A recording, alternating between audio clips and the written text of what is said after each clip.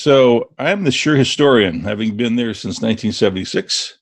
And I like to say I'm on my fifth and final career at Shure. But when I was asked to do this, I was more than happy to come up with some details. And so I think you'll find it interesting about where the 58 came from, and so lots of details on it. So 54 years, as Corey asked before. So we're going to do some facts and some trivia, and then a personal story about Frank Sinatra, which I still shudder when I think about. So let's get on to the first slide here and take a look at So September 1966 is when we brought it out and introduces the SM58. SM stood for studio microphone. The idea originally was to sell this into radio and to TV studios, but of course, history proved otherwise. It employed what's called the Unidyne III microphone element that debuted in 1959, and it's the grandchild of the Unidyne I and the child of the Unidyne II. So we're going to take just a few minutes and explore its ancestry. 1939, here's the Unidyne I, the Model 55, sometimes known as the Fat Boy. Sure never calls it that, but that's how it got known. And this was the world's first unidirectional, moving coil, dynamic microphone with a single capsule. So that was a real breakthrough for it. Next slide, please. Here's the guy who invented it. His name Benjamin B. Bauer. He was born in Russia in 1913 and eventually emigrated all the way over to the United States. And here he is in 1945. He eventually came in as a co-op student and actually ended up being the vice president of engineering. Had over 100 patents to his name, by the way, when he passed away in 1979. The IEEE actually recognized the Unidyne microphone as a key invention of the 20th century. And in 2014, we got a milestone award for the Unidyne I. This is November 1937. We have Ben Bauer's originally lab notebooks. They actually had been lost for 60 years, and they were discovered off-site recently. And I got to go through them and read them and document them. And when I got to this page, literally the hair on the back of my neck stood up because it says single crystal cardioid element. But if you look halfway down the page, you'll see P1, P2, R1, R2. That's the electrical equivalent of the acoustical network that makes the Unidyne I and the Unidyne II and the Unidyne III operate. And I love Bauer's note up there. He says, the following arrangement seems to offer possibilities. Yes, it did, Ben. It basically changed the world. So there is an understatement of the ages. But you're actually looking at the first day where he drew out what was called the uniphase acoustical network. Again, I just love stuff like this. So what did the first Unidyne prototype look like? There it is. Really lovely, isn't it? This is around 1937, and that was the first microphone that Bauer put together by hand, as you can tell. It operated in a directional manner with one microphone dynamic element. But there was no magnet on it. He actually took a horseshoe magnet and stuck it to the bottom of the base to magnetize it up and get it work. So we actually have all the prototypes, but the number one is just so crude and ugly, I love to show it. Next one, please. So we went from industrial design prototype, and by the way, this is a carved wooden prototype of what the Unidyne I was going to look like. This is from 1938. It is made out of wood, painted in silver paint, and we didn't even know it existed. When we moved from Evanston to Niles in around 2003, someone crawled underneath the anechoic chamber in Evanston and pulled out a box, and in that box there was a note, Unidyne prototype 1938, and that's what it looked like. So we went from prototype to the actual finished product, which is the next slide, in basically 2 years. Next slide, please. So what was the inspiration for the appearance of the Unidyne? This bothered me. Where did this cool microphone come from? So I knew that Mr. Shure drove Oldsmobile cars, and I was looking through Oldsmobile catalog, and I found this. There you go, 1937 Oldsmobile Coupe 6.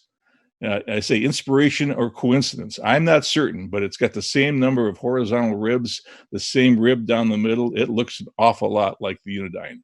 If you're a Christmas movie fan and you actually see the Christmas Story every year where Ralphie wants the BB gun, check out the car his father drives. It's exactly this model with exactly that grille. By the way, a guy named Wes Scher was the actual industrial designer of the Unidyne I. Ben Bauer invented the inside. Wes Scher invented or created the outside. 1939, we introduced it. They actually introduced two important microphones in 1939. One was the Unidyne, which was priced at $45. That's about $835 today. And our first ribbon microphone as well, the Rocket Model 50. But this gives you an idea of that. I mean, an SM58 now it's around $100. Imagine a Unidyne 1 now, if we actually kept up with inflation, would be $835. Next, please. 41, we got the patent. And by the way, this patent actually applied later to the Unidyne III. There it is. Ben Baumsweiger was his actually given name. And here it is. And there is at the bottom of that same circuit that was originally in his notebook. But again, 41, he changed the name from Baumsweiger to Bauer just to shorten it up and sound more American, if you will. 1951, television comes about. Unidyne 1 is seen as way too big for television, covers too much of the face.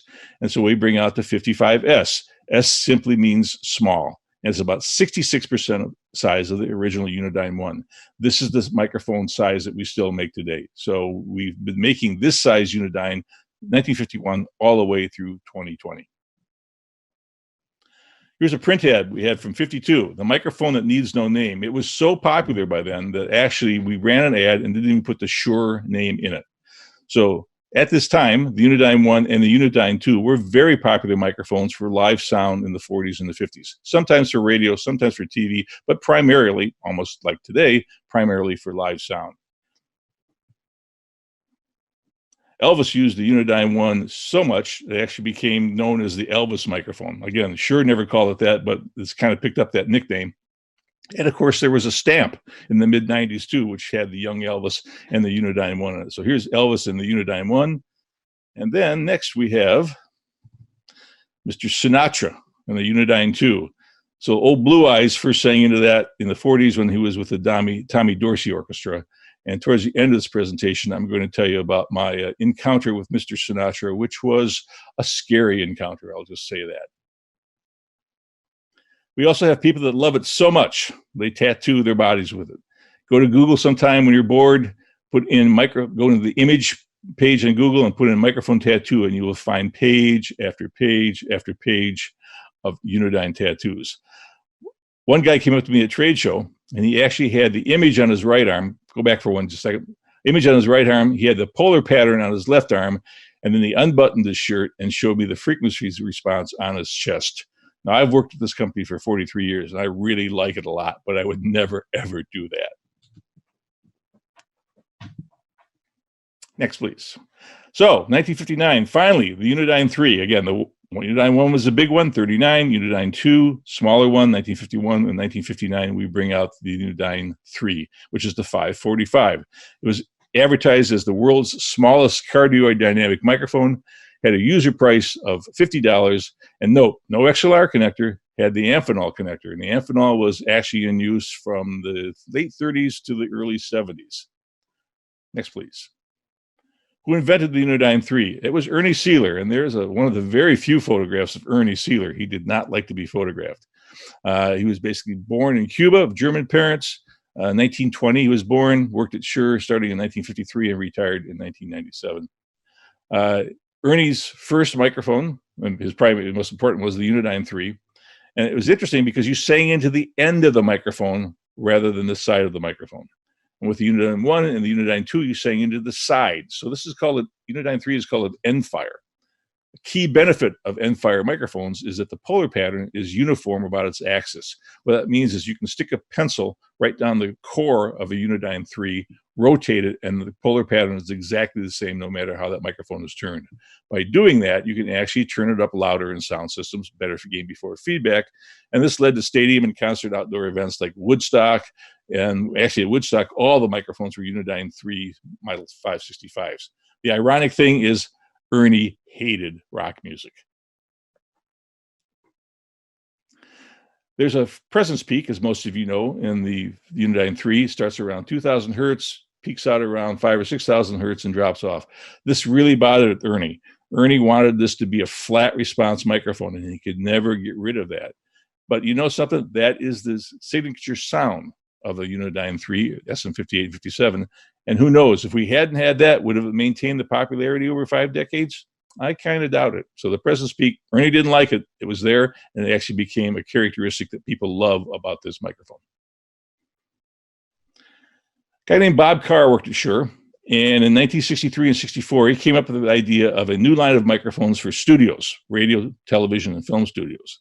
The line was going to be based on existing mics, like the Unidyne III 545, but it would have a non-reflective finish. It would have an XLR connector instead of an Amphenol. It would be balanced low impedance only, and there would be no on-off switch, or if there was a switch, it would be hidden by a plate. So in 64, the first line came out. There was the SM5 showing on the right there, which is a big voiceover or boom microphone. There was an SM33, a variation of a ribbon mic, a 50, which is a variation on Omni, the SM56, which is a variation of the 546, and the SM76, which is an Omni. So that was the original SM line. Next, please. 1964, the Unidyne III SM56 arrives, and there it is. We don't make it anymore. This is a very popular microphone for years. $81, had a non-reflective gray finish, had an XLR connector, and the front plate. Hidden behind that front plate was a 3-position switch. It would give you high impedance, off, or low impedance. If you didn't want the switch, you just covered it up with a plate. Very, very popular in Las Vegas because they actually would apply Loctite to the threads, screwed onto the mic stands to deter theft in the actual showrooms. 65. So the SM microphones didn't catch on right away. And here's the Beatles and the Unidyne III, a model 545, when they're performing in Chicago. I love this. If you look really closely at the windscreen, it's held on by a rubber band. Very, very high tech. So they had there was an A25B adapter. There was a quick disconnect adapter, which allowed you to take the microphone off the stand. Shure had loaned 12 of these microphones on all the accessories to Beatles management for the tour. And the idea was, after the tour was over, that the microphones were going to be returned to Shure, and then they were going to be auctioned off for charity. So the tour ends, a month goes by, 2 months go by, no Beatles microphones. So our PR department contacts the Beatle management and said, where's the microphones? And they said, oh, we sent them back. Sent them back about 45 days ago.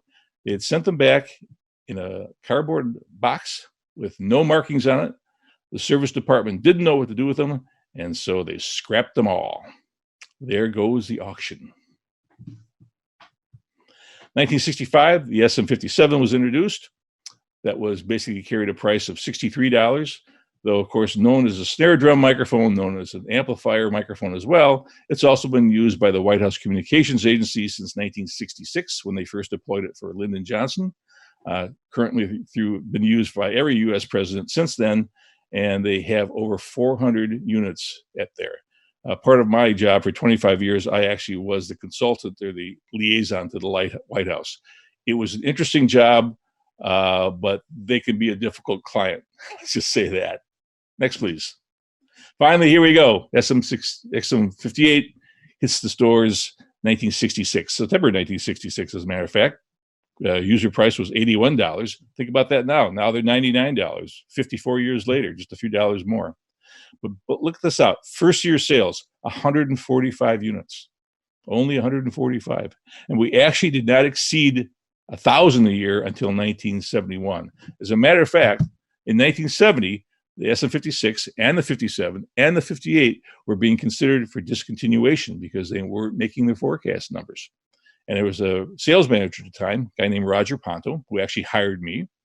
And he said to the vice president of sales at the time, well, before we give up on this thing, let me take some of these microphones out to Las Vegas and see if they work well on live stages for PA systems.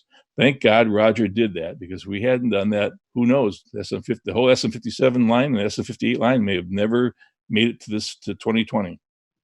Next, please. So what was one of the first major pop festivals using SM microphones? Well, based on my research, it's the Monterey Pop Festival in 1967. And here's Jimi Hendrix with an SM56 and an A2WS windscreen on it. This is the first major fest I've been able to find, photographic evidence, having Shure SM microphones on it. McCune Sound of San Francisco supplied the PA system, and a guy named Abe Jacobs, who actually went on to do New York theater audio later, specified the gear. So the 56 and the A2WS windscreen was used as a frontline vocal mic, as well as a backline, and performers at that event were Janis Joplin, Hendrix, the Who, Jefferson Airplane, the Byrds, the Mamas and Papas, and many more. But this was the first major event. So here's an SM56 that was used on stage at Monterey Pop 1967 and other festivals. And you can see that actually this was owned by McCune Sound, but the microphone now is in the Shure archive. So if you ever come and visit the Shure archive, you can see this microphone. In 66, McCune purchased 50 SM56 microphones, engraved them, number 1 through number 50, and stuck a red label on it that said Harry McCune Sound, San Francisco. This is number 45. Now, we don't know if this is actually the same microphone. The label in front of Hendrix there, you can see the red label. It was one of the McCune microphones. Of course, McCune never took notes about, oh yeah, we put number 43 on Hendrix at this date. They just didn't do that. But we do know this is one of the microphones that was used for all the festivals in the late 60s. So, towards this, I'm going to take a little hint from John Cleese and do a little silly walk. I'm going to answer some SM58 questions that I get all the time as the historian. So where the model number came from? Yeah, very simple. It's not a mystery. 1939, model 55, 51, 55S, 1964, SM56, SM57, SM58. Was there an SM59? Yes, we'll talk about that later. But SM58 now is so well known worldwide as a model, it's actually a registered trademark of Shure Incorporated. So there you go, simply a sequence of numbers. Are the 58 and the 57 the same? Yes. The mic element is a Unidyne III. The fundamental difference between the two is a protective grill and the grill fastening method. So on the 58, of course, you have a metal ball grill, and that threads onto what's called a closing ring. And on the 57, you have a rotating plastic grill that's secured by a little spring metal C-shaped clip. But the geometry of that grill alters the high frequency response. And you can see these differences if you look at the user guides. So the Unidyne III is also used in the model 545 and 565, which are current models. And it's a variation in our SM7B, which is now a hugely popular podcasting mic. And the SM7 was first introduced in 1973. 58 was never patented. The Unidyne III mic element was patented. So that utility patent covered all the models that used the Unidyne III element. The only design patent we had, and by the way, a utility patent is about how something operates. Design patent is how something looks. The only design patent we had on was for the 545, which is also the SM57. So the next slide will show us that design patent. Here it is, July 1st, 1961. Just called microphone.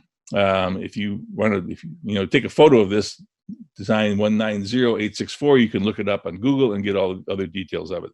But this is the design patent for the 545, which of course also was used for the SM57. It was designed by a gentleman named Bob Day Shaw in West Chicago. He didn't work for Shure. He was independent industrial designer. But talk about designing a microphone that's last now for, 55 years for the SM57, excuse me.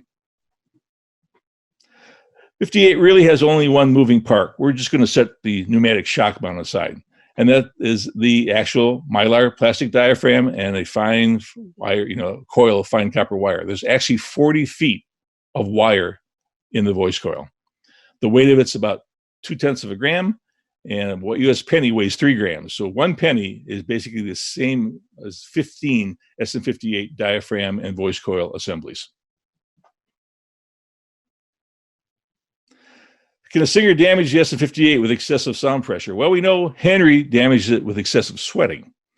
But basically, you cannot make it sound so loud that it's going to damage an SM58 diaphragm and voice coil.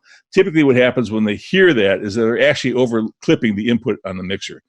If you talk into an SM58 at normal sound pressure levels, from, let's say, a couple inches away, conversation level, the output's about 2 millivolts. If you sing at the top of your lungs for 130 dB, now your output's going to be around 160 millivolts. So if you set your mixer for 2 millivolts and you put 160 into it, you're going to clip it, which could sound like you're distorting the microphone, but actually what you do is you're distorting the input of the mixer. The actual length of excursion, the maximum that diaphragm can move is about 1/1000th of an inch. So if you really had a really hugely loud sound, let's say like a rocket taking off at a NASA rocket, what would happen is the diaphragm would be stopped by the metal pole piece and move no farther. And we wouldn't damage it, it just wouldn't move any farther. Some other wrapping up with a little bit of trivia. The original 58 handle was two-toned. It was a dark gray background with some darker gray flecks. As I mentioned before, SM stood for studio microphone because we were trying to sell it to radio and television and film studios. If you find an original 58 from 66, 67, 68, there's a little step down near the XLR connector where the diaphragm diameter increased in size. Never figured out what it was for. Just a stylized thing, I think. The original 58 had dual impedance, low impedance, 50 ohms and 150 ohms. The air trapped inside there is part of the vibration isolation mechanism. The 58 grill, of course, is handled. It's actually designed as a crumple zone. Henry mentioned that you crumple it and you can push it out with a wooden file handle. The 58's been used upon the International Space Station. They use it for talkback for when kids are talking to the astronauts. And we had a PE50SP in the 1970s, which was an SM58 with an on-off switch. So just some trivia about the 58. So let's tell us the Sinatra story. 1977, and there at the bottom left-hand corner is a Shure SM59. And I was fairly young then, and my boss told me, he says, Sinatra's rehearsing today at Caesar's Palace. Take this 59 over there, get his sound man to try it out, and see what his reaction is. So I go over to Caesar's Palace. I talked to Dave Rogers. He was a Caesar's Palace sound man. And he basically says, oh, yeah, I'll take it down the stage and we'll see if we can swap it out for Frank's mic. So I stay in the sound booth. Dave goes down to the stage. I'm probably 100 feet away. I see him talking to Sinatra's sound man, and there's this really heated exchange going on. You can tell from the difference from the body language. Eventually, sound man shrugs his shoulders, takes Sinatra's 58 off the stand, puts on the SM59, and goes off stage. Sinatra comes out, greets the band, jokes around with them, and he sees the microphone, but he doesn't see his normal microphone. And he says, I will clean this up. Where's my friggin' SM58? Sound man over the side of the stage says, Frank, it's a new microphone from Shure.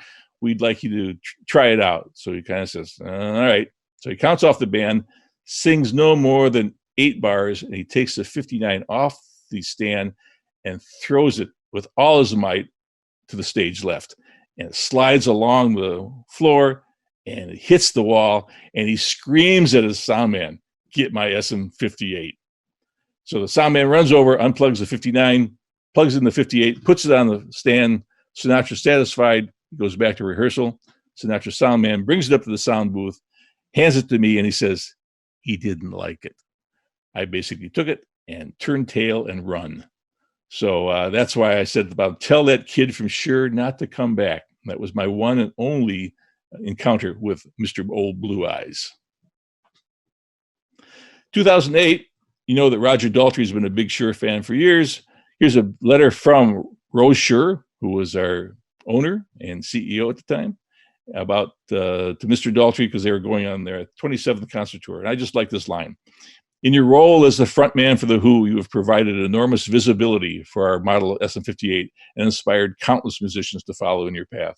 So it's just a lovely letter from Mrs. Shure to Roger Daltrey. And thanks, because Roger's been using the 58, I think, since probably 1966, if I'm not mistaken. Next, please.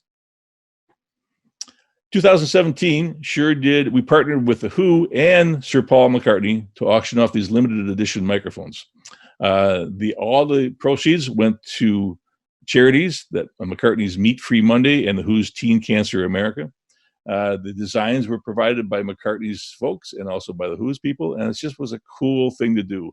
We had 300 SM58 microphones for the auction, serial numbers 11 to 300, and there were also serial numbers 1 through 10, which actually were hand signed autographs on the microphone handles. They're out there. I've got one of the McCartney ones. They're pretty cool. So let's wrap this up. 54 years after its debut, still continues to be a favorite with engineers and performers and broadcasters and recording studios. Here's a Roger Daltrey mic that we've got kept in our archive. You can see how it's all wrapped up. And just my question to all the viewers are, do you remember your first SM58? I certainly do, and I still have it. Ryan, whoever's going to take it over, take it from here. There we go. Here's my wrapped up 58. There you go, man. In my archives. Yeah. Roger Daltrey Yeah. signed even, right? Yes, sir. Absolutely. Well, very thank you cool. so much. Thank you so much, Michael. We really welcome, enjoyed Ryan. all that information. Glad to do it, man.